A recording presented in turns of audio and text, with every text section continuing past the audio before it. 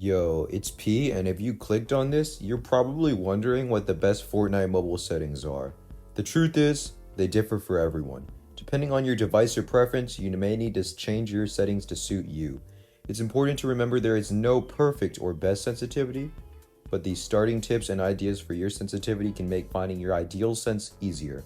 With this video, taking a deep dive into each sensitivity option. So, what's a good starting touch sensitivity? On different types of devices, a normal sensitivity is also different.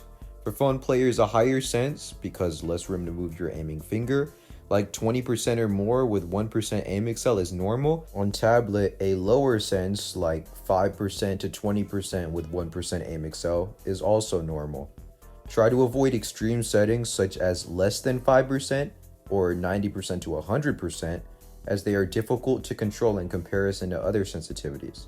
The margins of the tablet, like how long or wide the tablet or phone is, may also play into this. A bigger screen usually means more space to move your finger and thus a lower sensitivity, and a smaller screen means less space to move your finger and thus a higher sensitivity.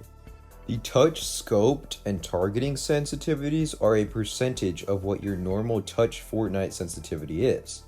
As an example, if your touch sense is 20%, and your ADS sense is 50%, the ADS sense will be 50% of the touch sense, or 10%. Ideally, the sweet spot for this sense is probably 30 to 50%, as you don't want it to be as fast as your normal sensitivity, as your aiming down sights aim should be more accurate, and you don't want it to be too slow to the point where you cannot aim at all. I personally use 51% for both my targeting and scope sensitivity, which could be a good starter for you guys.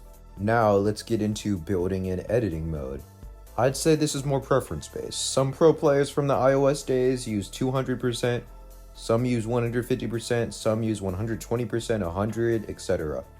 As a threshold, your sensitivity should remain above 100% though. This is as you need to react quickly to enemy fire with building, potentially doing a 180-degree turn or 360-degree turn in the process, which is harder to do the lower your build and edit sensitivity is. A 100% or above sensitivity is also crucial in build fights where you need to react fast to your enemy, especially in ranked lobbies and tournament games. For aim acceleration or look acceleration strength and settings, 1% is preferred for me personally because aim acceleration can be inconsistent.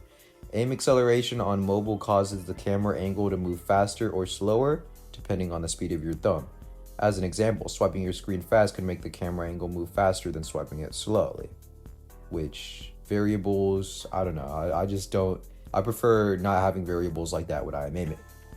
Aim acceleration can help others though, so this is preference.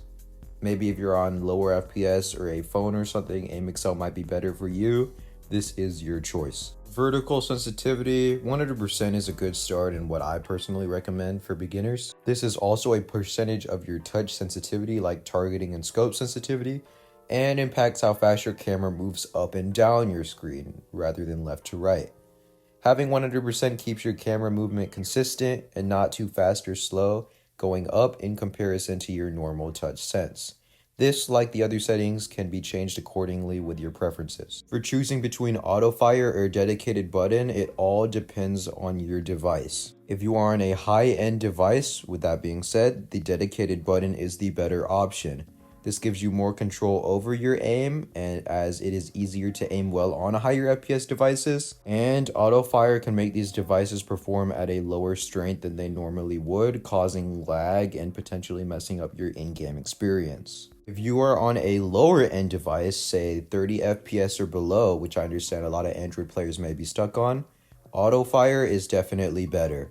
This helps make up for the lack of control you may have in game due to low FPS and higher ping, and does not punish your device as severely in terms of performance as it does for higher end devices. Unfortunately for cloud gamers, I do not know enough about this sensitivity to give accurate advice, so maybe Autofire works for you, maybe dedicated button works for you. When it comes down to that, that is preference, that is your choice. To help translate your sensitivities from other games, I recommend doing the 180 or 360 degree turn tip. Basically, do a 180 or 360 degree turn, as the name suggests, and see how far your thumb needs to move to complete that turn. Then hop into the original game you played, the mobile shooter, say COD and PUBG, and do that same exact thing, seeing how far your finger moves or needs to move to do a 180 degree or 360 degree turn. Sense conversions can be tricky without using this method, as you're pretty much guessing checking, but with it,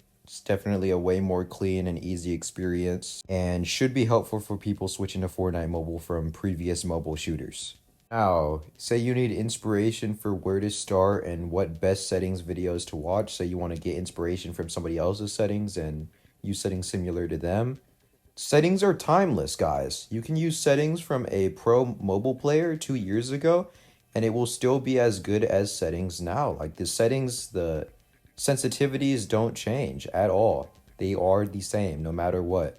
So when looking for settings, keep that in mind, that settings from 2 years ago may be as good as they were back then.